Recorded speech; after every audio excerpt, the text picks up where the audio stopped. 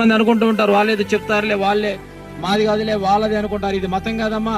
మీ హృదయపూర్వకంగా చేతులెత్తి మరి నమస్కరించి చెప్తూ ఉంటున్నాం ఏంటంటే, యేసుక్రీస్తు ప్రభువారి నిజమైన దేవుడు మన పాపముల నిమిత్తమై, మన అతిక్రమం నిమిత్తమై ఆయన ఈ లోకానికి వచ్చి మనం చేసిన పాపముల నిమిత్తమే, మనం చేతులు చేసిన పాపాలకు ఆయన చేతులకు మేకులు, కాళ్ళతో చేసిన పాపాలు కాళ్ళకు మేకులు, హృదయంతో చేసిన దానికి హృదయంలో బల్లెపోటు, మరి తలంపులు చేసి తలకు ముండ్ల కిరీటం, అరిచి ప్రాణాన్ని పెట్టాడు. తన ప్రాణాన్ని ఆయనే పెట్టాడు, ఆయనే తీసుకొనగలనటువంటి దేవుడు. అందుకే ఇటువంటి గొప్ప దేవుణ్ణి, మీ వెరిగిన దేవుణ్ణి, ఆ సంతోషాన్ని మీరు పొందాలన్నదే, ఈ ఎరుకోపాడు వాసులు పొందాలన్నదే మా ఆశయం ఉన్నది.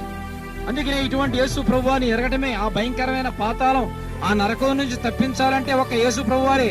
యోహాను సువార్త 14:6లో చెప్తున్న యేసు ప్రభువారు, నేనే మార్గమును సత్యమును జీవమునై ఉన్నాను, నా ద్వారాన్ని తప్ప ఎవరినో తండ్రి వద్దకు చేరలేడని.